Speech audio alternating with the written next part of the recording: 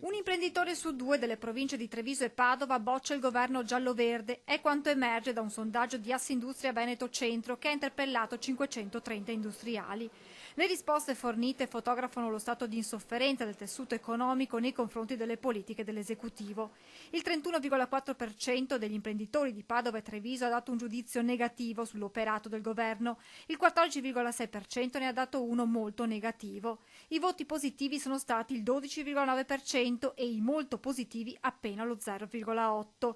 Per il 40,2% invece il giudizio è appena sufficiente. A pesare sulla pagella fatta dagli imprenditori le continue discussioni sui temi importanti per il Paese e soprattutto per questo territorio. Autonomia in primis e poi il tira e molla sulla TAV e sulla flat tax.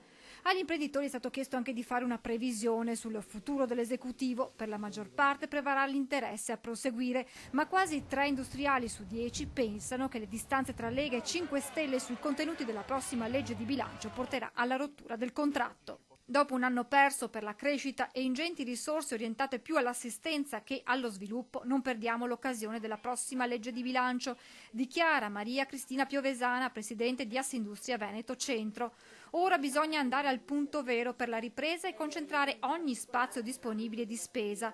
Se l'esecutivo punterà su questo, se avrà la forza e la volontà politica di ribaltare la scelta di aumentare la spesa corrente e di tagliare gli investimenti pubblici, continua la Piovesana, e non ingaggerà la solita gara demagogica, gli imprenditori sapranno come sempre trainare nuovamente il Paese fuori dalle secche.